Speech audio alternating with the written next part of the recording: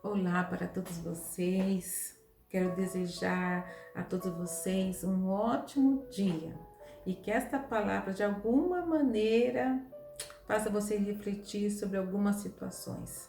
Às vezes não está acontecendo com você, mas você conhece alguém que é assim. E é uma palavra assim muito delicada para ser comentada, mas é necessária. O tema da minha mensagem é: seja conhecido por ser uma pessoa de palavra. Antes eu quero falar sobre a minha mãe.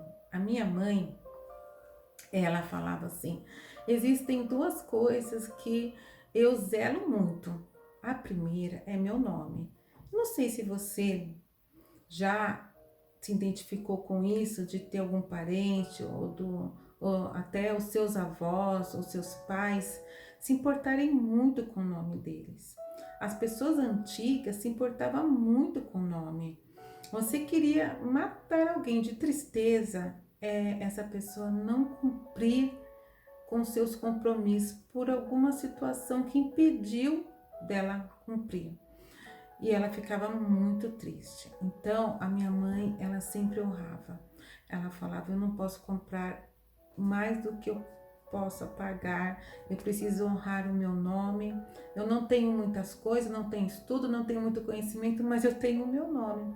E hoje nós vemos tantas pessoas que não estão nem aí para o seu nome.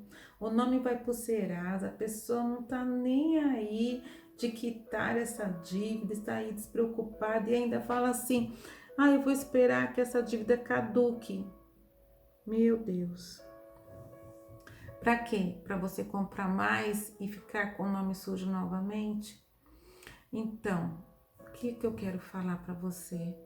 Tudo que você plantar, você vai colher, inclusive isso. Se você fez de maldade, se você fez intencionalmente. Eu não estou falando aqui de pessoas que passaram ou estão passando por um momento difícil, sabe? Principalmente nesta época que nós estamos vivendo.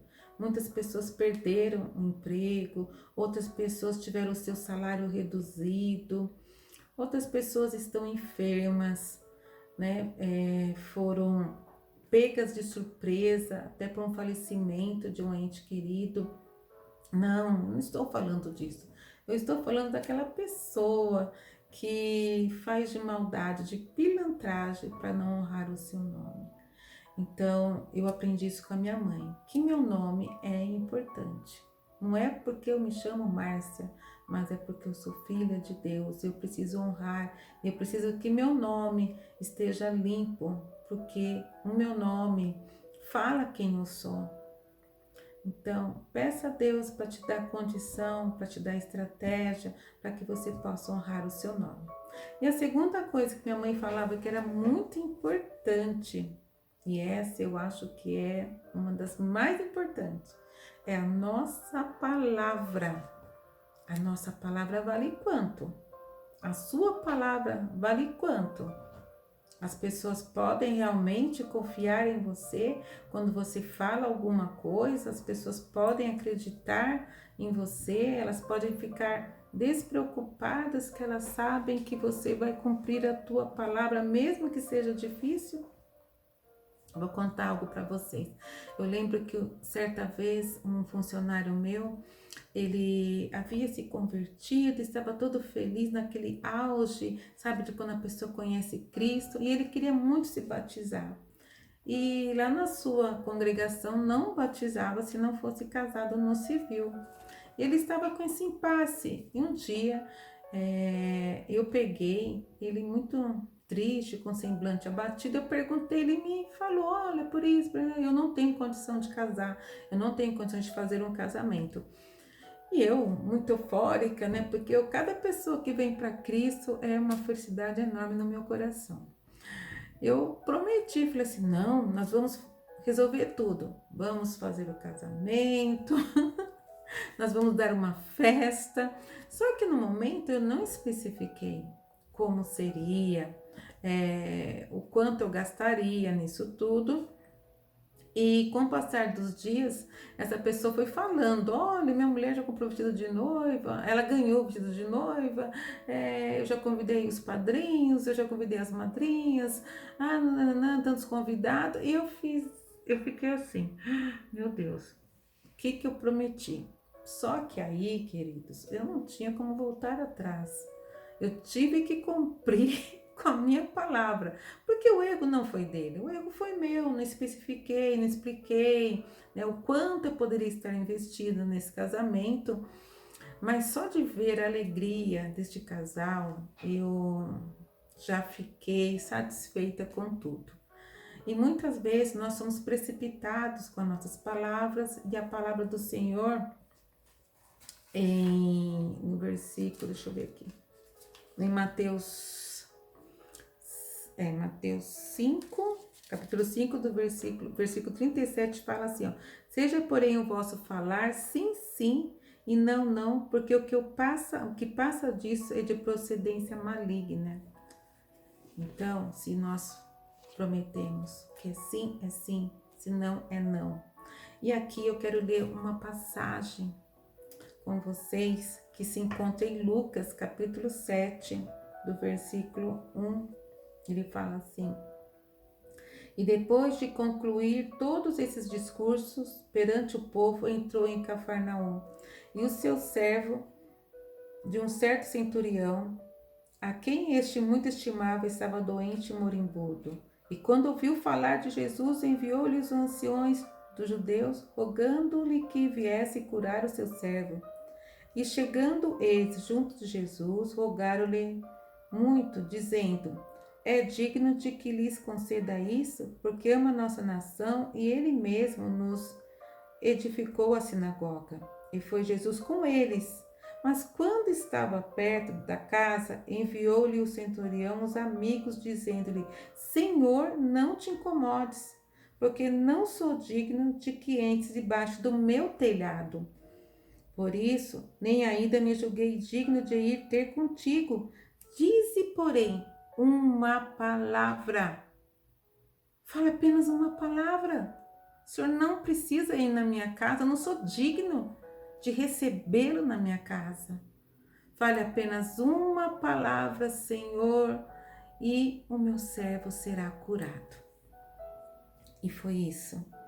Olha o que aconteceu aqui, ó. E ouvindo, no versículo 9.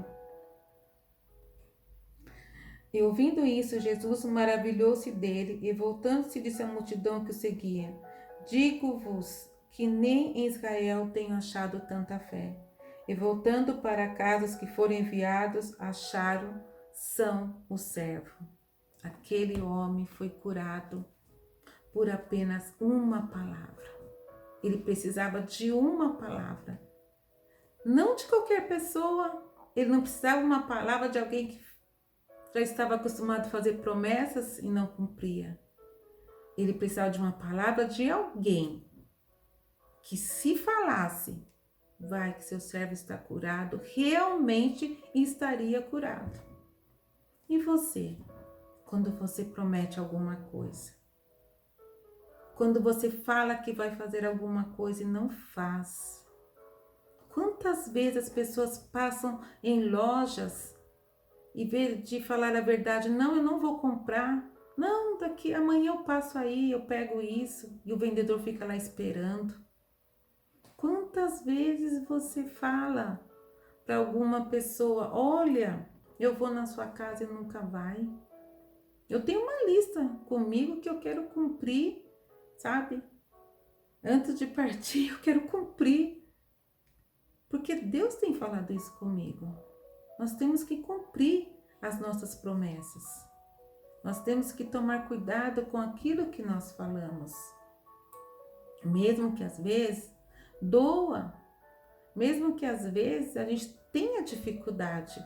A Bíblia fala assim: não seja precipitado de lábios, nem apressado de coração para fazer promessas diante de Deus.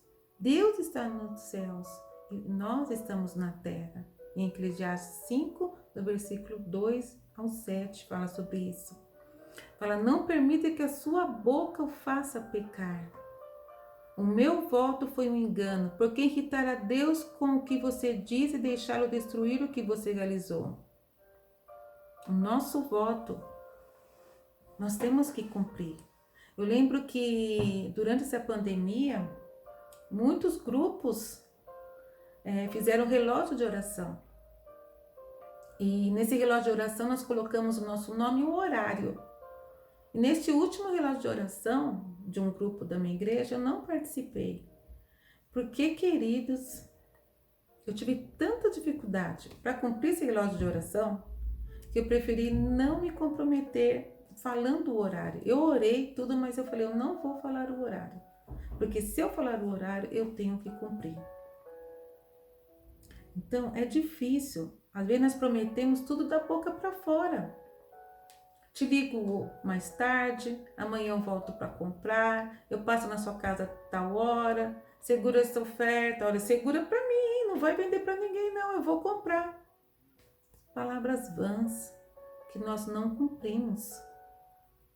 A nossa palavra tem que ser de valor.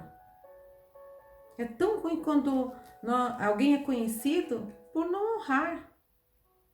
Você fala assim, olha, tal fulano falou isso pra mim, aí chega alguém e fala assim, quem falou pra você? Aquela pessoa? Ixi, aquela pessoa não vai cumprir o que falou. Esquece, esquece. Que você não seja essa pessoa. Mas é tão bom, né? Quando alguém fala assim, quem prometeu pra você? Quem falou isso pra você? Ah, fica sossegado que essa pessoa tem palavra. Eu lembro quando tinha as reuniões na escola, na época que eu era diretora, eu cumpria aquele horário. Às vezes os pais ficavam bravos comigo, porque se eu tivesse marcado 8 horas, eu começava 8 horas, mesmo que tivesse 5, 6 pessoas. Por que eu fazia isso? Porque eu tinha que honrar aqueles que haviam chegado no horário. Eu não podia ser uma pessoa que não honrasse essas pessoas que saíram, que se programaram a estar ali naquele horário. Então eu era conhecida como uma pessoa que cumpria o horário das reuniões. Parece pouco, mas nós somos filhos de Deus. E como filhos, se você é filho, se você é filha, você tem que cumprir, assim como Cristo cumpriu a palavra dele. Já pensou se o centurião tivesse chegado ali na casa e o servo dele tivesse morrido, não tivesse sido curado? A palavra de Jesus não teria mais valor. E às vezes as pessoas deixam até de ir para a igreja porque nós não damos um testemunho, nós não temos palavra. As pessoas olham para nós e falam, eu não quero ser como essa pessoa não. Essa pessoa é caloteira, essa pessoa ela fala por falar. Que nós possamos ser como Jesus. E como eu sempre falo, vai ser difícil, mas não impossível. Se o Espírito Santo estiver conosco, ele nos ajudará a ser essa pessoa melhor.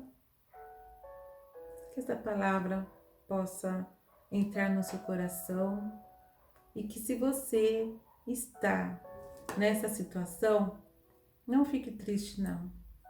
Tudo tem conserto, até você. Eu quero falar uma frase que ela diz assim, aquilo que Deus fala é aquilo que Ele é. Ele é onipotente, Ele é onipresente, Ele é onisciente, Ele é Deus santo, Ele é Deus ajudador, Ele é Deus consolador, Ele é. E agora eu quero perguntar, aquilo que você fala é aquilo que você é? Que fique essa frase para você refletir um pouco. Um grande abraço. Eu amo todos vocês na graça do nosso Senhor e Salvador Jesus Cristo. Um beijo.